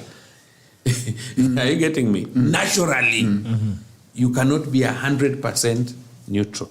But the circumstances, even if you are not, depending on your oath of office, you must, like for example, the head of state has a political party. But he follows. But even if you didn't vote him, he must still come to your region and support you. He must appear neutral. to be. Yes, but majority goes to his party. To his side. That is nature. Even our children here. I don't know Bitok's children. Does not know my children. He must pay school fees for his children. He cannot come in the street, start paying school fees. Which humanity? Even if he lies to me, I will think, oh, does he want to become MP for Kibra? That now he's coming out to dish money. Are you getting me? So you have a big job to do. Yes. To ensure that you are a member of parliament, not another person himself. He runs. Yes. Again. And the way you people are saying he has worked for you, yes, to make sure I know the community you come from is business minded, and it is easy to deal with you people compared to where Ojwang and But Ojwang has said they have now moved to the other side. No. We are the good ones now. We are the goons. We are the bad ones. He cannot purport to Like I can tell you. Yes. Ojwang and I. Yes. It's Ojwang. We may not be so much admitted in certain camps because we want to be reasonable in our discussions. Yes. I don't want to run against my community, that is where I come from. But I must call my community to order. Are you getting me? One time I was telling Baba that he told me, sasa wewe unatafuta kiti na ulikuwa unatupiga. Then I will never vote you. I've been an officer of the law and it remains. Yeah. When you carry out unlawful demonstration, I'll deal with you. Are you getting me? Yes. And that is my stand. You can stay with your position. Yes. But I'm an officer of the law. Morally, I must do what is right. Are you getting me? And that is why I don't mind facing any politician and telling him no. Yes. You cannot do this. Yes. And I'll farm. I'll tell you. I'll deal with you. Like now, going forward, I can tell you. Going forward, you know, I'm a policeman. People think I retired. I never retired. Never retired. I'm a policeman, active. Yes. And I can tell you the program, and no Kenyan should be worried. The program we are going to put in place for election is going to be very strong. And we are not going to wait for incidences to take place. Yes. Are you getting me? We must hypothesize on our own Scenarios. what scenarios are going to be. Yes. And call those persons involved to order and warn them publicly when you are seeing. Ojwang, unanisikia? Ukileta nyoko, we will deal with you. As police. You know, But that's what Kenyans threatening want. people, Yeah. at your win, I'll take you to Hague. You know, it is better. As Owino, one person, like Jesus Christ, I go to Hague and even be hanged or jailed. But safe community. But I leave this community and my children safe. Period. I can't sit on the fence. You are coming to burn a supermarket. You are coming to burn somebody's car on the road. And then you walk home. How? Because, Ojwang, let me tell you, if you don't cause people to fear law, Yeah. Yeah. they'll overrun you. Yeah. If they think they can just do anything, you know, it is better you tell someone there are justifiable circumstances when a policeman may use his firearm against you. And you know, that thing used against you may is just a legal language. I have gone. Are you getting me? Because why are we procuring them? Why don't we just go to parliament and say, Upper Kenya, police has you na bunduki? You know, I've always given people a very small example of late, Ongondo area, unfortunately. Yes. His bodyguards are in court. But I can assure you, if they shot that border man, somebody would have said they were trigger happy. How do we know they wanted? So you wanted the MP to die so that you know, and you've been given a responsibility. No. Too late. Too late. I don't know whether you are getting me. Yeah. Getting. So there's some carelessness that we cannot allow our country to continue having. That we have a country where, you know, public order, and then you hear somebody saying, those things on public order, Are archaic. they are archaic. And I ask them, then why don't you come up with a public order law? That is Progressive. Are you getting me? relevant. Yeah. Some of the developed countries, if you want to agitate, there is even a place in Metengwa for agitation. You can't go to London now and then you can't block the city until you are demonstrating against. And they wait for you until you are done. And they wait for you until you are done. Nobody will do that. So what we are saying is, yes, where we are going now is, Yes. if you want to hold demonstration, you must notify the police. Tell them, I will hold demonstration at this time, between this place, and it ends at this time. But just telling us we will be demonstration, there will be demonstration. Then you bring people to close Thika Road. You bring people to close Waiyaki Way. You bring people to close Ngong Road. You bring this town to a standstill. Kwani all of us want to are agitating with you. No. Somebody has his mother who is sick. He's rushing to Nairobi Hospital ICU. Or Coptic here. Yeah, or Coptic here. We And have then a you have calling. closed the road. Let me tell you, going forward, the police will come out very strongly and tell people this will not happen. Okay. Let's Are you getting me? And we will wait that leader himself. Mimi, I don't want to situme mtu. Kuja we mwenyewe, we deal with you. Aye. Kuja wewe mwenyewe. And let me tell you, you know, history must be made. There must be a point where we must break the camel's back. Pop. So that we don't get unnecessary casualties. You have seen these cases of Sijui baby pedo. You have seen these cases of Sijui a girl shot on the balcony. What brings them? Being unruly. Then some careless policeman also does a careless thing, then gives a position to some useless people to bring the country. When you want a political position, just talk to people. Okay. And let people vote, and you get your political position. And Bitok, you are going to play There's that. a phone call. You know what The this phone guy call, did? call. Just 1 second. But you- Stephen, now we're going to hear him. Stephen, hello. Hello, Stephen.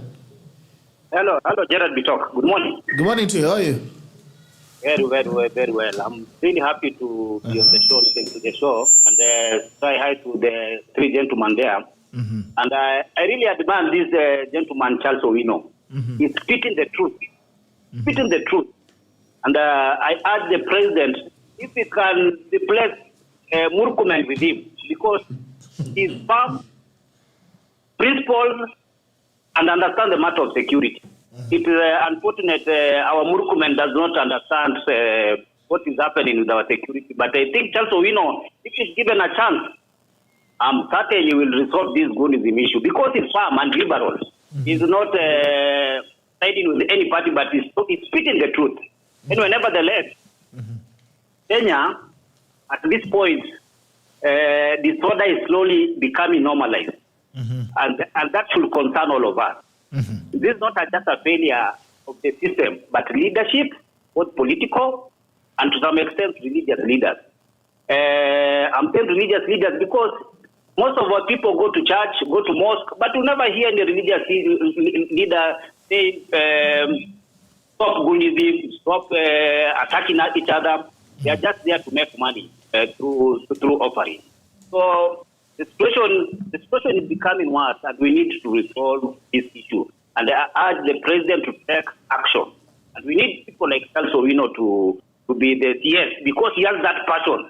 Even the way you see he's analyzing, he understands how the situation is at the country. But if we remain with the Murkumen or our friend Daktari Omolo, I don't think we resolve this issue of Goonism. Goonism is becoming a tall order, and it will burn this country if we don't take that exchange. We are talking here now, but in the next 5 years, we'll not have a country, because Goonism is creeping everywhere. Thank you very much. Okay. Asante sana. Thank you so much, Stephen, for calling in. And remember, you can call in live via 0714-604-531. 0714-604-531. Asante sana, Stephen. Have a good day. Ojwang, you were saying something. What I wanted to say is that in the thick of demonstration, Owino went to the Luo vernacular and said things that are very tough to the Luos in the Luo language. And I didn't hear it, but somebody called me and told me somebody called Owino, I've told our sons and daughters, the police carry guns. They are also human beings. They are professionals. They must protect, whether they believe in your cause, they must protect property and life. Please, you cannot continue provoking, taunting the police, hitting them with stones, and expect them to not answer by either chasing you, handcuffing you, or even sometimes using force, including shooting. That was so sobering that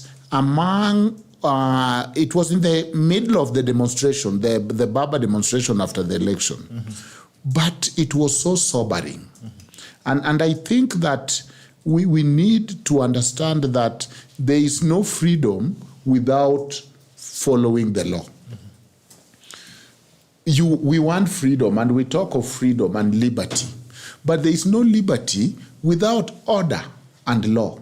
Because, as he was saying, somebody is in a neighborhood, this is a child, they cannot access their school, it is lunchtime, they cannot come back home because people are demonstrating in their neighborhood.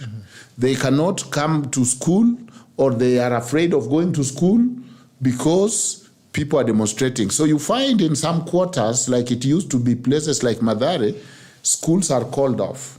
But you go to Runda, those children are still going to school. You go find somebody who is sick, old, whatever, even pregnant. There was a case of a pregnant lady who could not access medical care. Why? Because somebody have decided that my right override every other right. Somebody targets government installation. So that day, if you wanted to access government office, you cannot get to that government office because we are mad. And we have blocked that government office. Yet, the Constitution anticipates, bring your petition, but you cannot make people not access that government service for that day because you are agitated. You find someone have targeted destruction of property, whether it is government property, whether it is the property of individuals, in the name of I am mad. But Bitok, the reason I wanted to say something, it is like this society really now values anger. The more angry you are, the more people feel your cause is right. The more you show anger, and sometimes, anger is driven by hate. So that you find Senator Methu, for example, standing to say, you know what, I'm ready to die. Then you want to hear, what is this is ready to die? Is because Kasongo must go. Is that a cause worth dying? Because we have seen Mandela, we have seen Lumumba, we have seen people standing, Kinamuge Alexander, and ready to pay the ultimate price for social justice. But is hating someone and an individual enough cause and reason for that anger to an extent that now whatever I do, whether I bring goods, justify because we have made a devil. And that is how people become radicalized. The crowd that you saw in Kikuyuni is probably radicalized. Radicalization come very easy. You don't need a savior, you need a devil. Okay. And once we identify that Bitok is the devil, then we might not even get along, but we all agree that Bitok is the devil that we must deal with. And so that the hatred brings us together. There is no common agenda. There is no policy we are pushing. There is nothing we are promising Kenyans, but we are a group collected by hate. How we have slogans around it, how we are passionate about it, how we take in any conference or our meeting 80 or 90% of the time talking about the devil, not about what we want to do. And so that devil holds us together. The challenge with that is that if that devil is not there, then there's nothing that is holding us together. And so we look for another devil within us. We must create one. We must create one. Interestingly, Senator Metho, if you ask me, he's not ready to die. Oh. No. What are you saying? Number one, he's a very young boy. He was born the other day, I think. What's wrong with dying? We've seen young people die. No. No, not young. It's not even 40 years. We have to matter himself. Suicide. See, he can go to a tree and hang himself. Then we can know he can die. Then you cannot be so when you say I can die, I'm willing what to die. happens is he thinks that the political wave favors, and he's just young. I am sure he may not have worked anywhere reasonable. Excitable. And just careless. Are you getting me? Just say, I'm ready to die. That's how terrorists Lakini think, ukishika ukiweka cell. Amekufanyia nini umshike? Ile nduru atapiga. I'm saying cell does not kill you. See, I said he's ready to die. It tests your passion. Yeah. Okay. So arrest him. Doing a small petty thing and put him in custody. Atapiga nduru. Because a person who is ready to die should not cry. A person who is ready to die, all these guys lying to Kenyans, we are ready to die, is not true. They're not ready to die. But he's young. Sometimes you must understand how careless a young person can be. But also, it's political. Many people have grown their political ambitions by making such statements. Acclamations. Yes. So I think he's just doing what would help him politically, but not that he's ready to die. I'm sure he's not. I've had the opportunity to sit with Senator Medhu in a number of TV shows.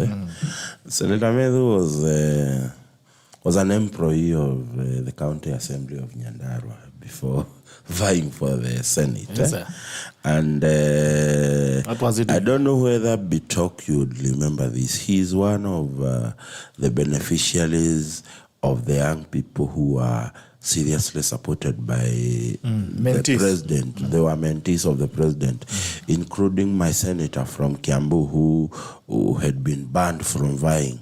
It took the intervention of the president to resolve those matters, to allow them, because he was not being impeached as a CEO like a governor would. And that's how he went to learn. And when I look at these young men, they actually come out as people who pee on the opportunities being given to young people into leadership, because I would expect that it is democratically you are right to disagree with the president because it is provided for. But it is definitely your responsibility as a responsible Kenya to respect the presidency. Because the president is a symbol of a national unity. You may disagree with his policies, but you cannot do that shenanigan. And I'm happy he appeared in one of the another major show like this, and when I saw the response from X, it really spoke to Kenyans who understand what it means to respect the presidency. And I would ask Senator Medhu, because he's very young, he's actually younger than me, I would ask him that there is always a better, respectable way of trading your politics. You do not have to support the president. You do not have to agree with the president on his policies. And then the most nonsensical thing he did, it is knowing very well that Kera had already advertised for those roads, and you can go to the website and confirm, still decided to play petty politics with projects that were already in the pipeline to be done. And the most hilarious thing, Duncan, is that both Senator Medhu and the PS for roads come from the same place, same county, same place. And I listened to Kipchumba Murkomen the other day in Trans Nzoia, detailing how James Orengo kept going to his office for development of Siaya County. And I felt that James Orengo was doing what is supposed to be done by a governor who minds his people. He is able to lobby for projects. One Senator Medhu just needs to call Mbogwa, and even if you don't call Mbogwa, you can visit his house in the same village and tell him we need to do this road. I want to correct you. What Medhu did was political acumenship. It is genius to him. You know why? Tomorrow when those roads are done, he'll say, uliona nilimwambia publicly, na akafanya, angefanya. Which of course, of course comes He's a good down, politician. But which of course comes down to something Duncan alluded to, the level of political commanship that we are being treated to as Kenyans. It is true. It is just crazy and absurd. But the argument that he's not willing to die, yet he looks like he wants to die. If you look at the grooming and everything, so can you say that person don't want to die? But you know what Charles has said. Looking worse than death Let me itself. tell you what Charles has said. Looking worse than death itself. That guy is ready to die. What Charles has said is very correct, Duncan. That the man is not willing to die. Whatsoever, he's not willing to die. But he knows the statement that are supposed to evoke emotions with people. Because when you say you are ready to die, Kenyans will not ask you when. They will ask, why are you ready to die? For us. For us, why are you ready to die for us? And then there will be Medhu saying there, the government wants to kill me. It is not that you now explain. It is not that I want to die tomorrow. It's the government. But it's the government that wants to kill me. And just a moment. And I think for me, as young people, and I say this because I am young, let us do responsible politics. Okay. As much as we disagree with those in power, let us start, because that change will not come if it does not start with us. Okay. Because they say what goes around comes around. 3 minutes past top of the time. So I just want to take your final remarks. I'll start with you, Charles, because I think you... It's okay. Thank you so much for calling us on this show. What I would want to say is that we have a country to keep. We can only do good business and grow the country in a good security environment. A secure country ensures that the environment to do business is good. It is unfortunate when you promise people jobs. For example, if today somebody has to form the next government, which is also possible, you cannot create those jobs in one day. And you cannot create jobs out of a country that is destroyed. So it is important that all of us come together, to ensure that we preserve our country. Do your politics, criticize your competitor as much as you can. But when it comes to security, there is no compromise. We must secure the country, by all means. So let nobody cry when the police do their duty and they become firm. You should be ready also to face the consequences of misbehavior and running against the law, because you will be dealt with in accordance to the law. If the law demands that a certain action be taken against you, then it will be taken in accordance to the law. So don't do something, let nobody lie to you that, oh, this cannot happen. Anything can happen to secure the country. So the country must be secured by all means. That is the responsibility of the security agencies to secure this country. So do your politics, but put security out of your politics. Yeah. Do your politics, but keep security out of your politics. Even if you are carrying supporters, carry them, but keep them out of security. Yes. Ojwang. Yeah, the Goonism come with the idea of group thinking or group think. That's why when psychology. That's why when people say you are thinking like a mob. Mob do not reason. And that people lose their individuality and their common sense in a mob. And that's why when you address a mob, until you call somebody by name, they have lost their individuality, their reasoning, and therefore they think as a mob. The challenge we have with Goonship is that we lose our democracy. The people are paralyzed. They're not able to make their choices. People are hurt. Properties are destroyed, and at the end of the day, the various human rights and liberty that we want are curtailed in the idea of a few people who now feel they must determine how people should react to their speech. They must people should respond to their hate. If I hate Muchendu, you should hate him either equally or even more than me, and all that. You have to prove it. So let us, the right to vote is an individual right.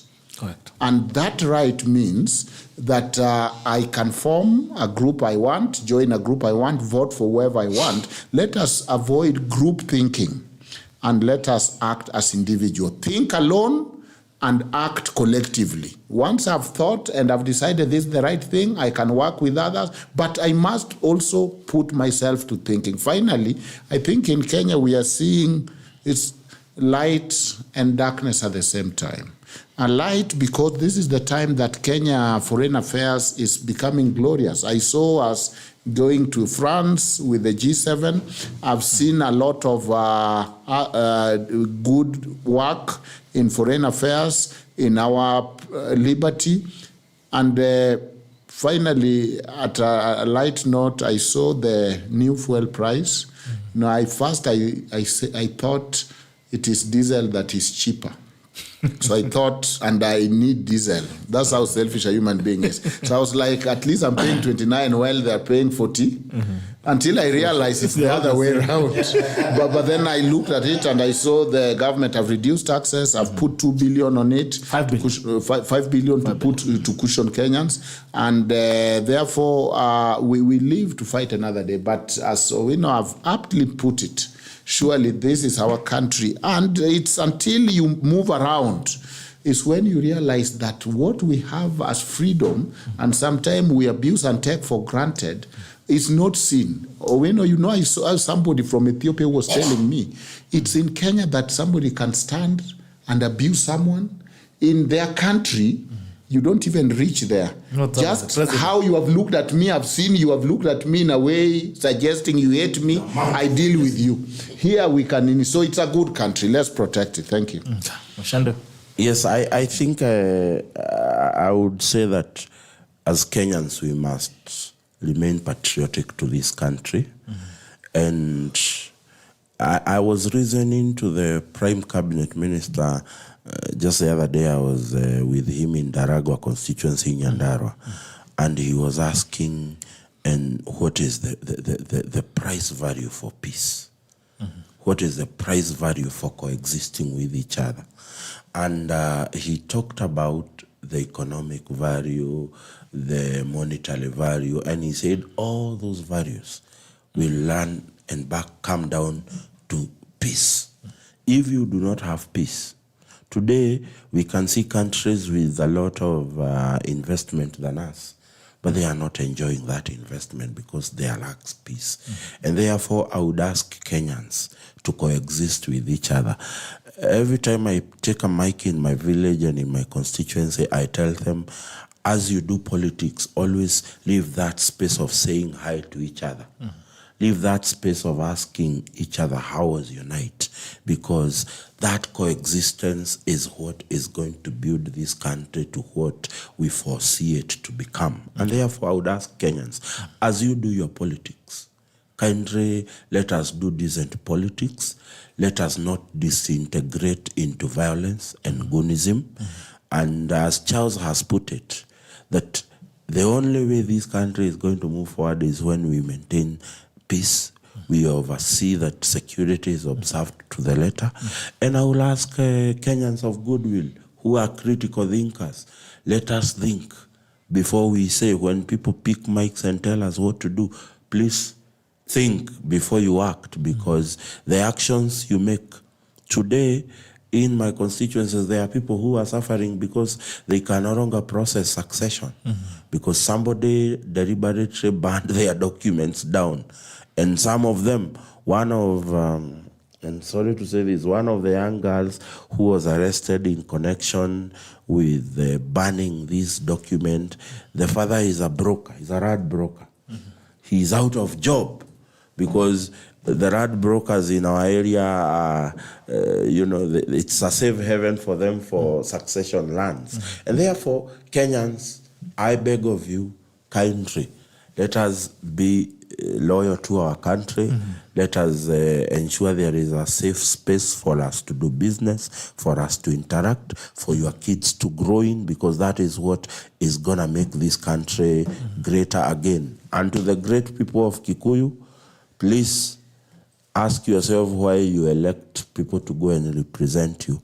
What is it that you look for in a leader when you elect them? And when you ask yourself that question in Kikuyu, it will give you the right answer of whether the person you sent to the National Assembly to represent you has done what is supposed to be done by a member of parliament. And if that be the case, then the decision to make the right trajectory for your leadership will be very easy. Okay. Thank you. Thank you so much, gentlemen, for coming in. And just to add on what has been said, especially by Owino, Ojwang, and also you, Muchendu, Kenyans, we have one country. We don't have a spare country. We only have one country. And when the country collapses, it does not collapse for a few people. It does not collapse for people in government or collapse for people who support government, and then it stands strong for those who are against it. And it doesn't mean that you are very clever when you're in opposition. You see, people have come to think that it's bougie to oppose, it's a hint thing. It also pays. And come here in your style. And you are fashionable. You are fashionable, you are saying must go. But then also you have to realize that even those must goes have their own supporters who are also equally Kenyans and they belong here.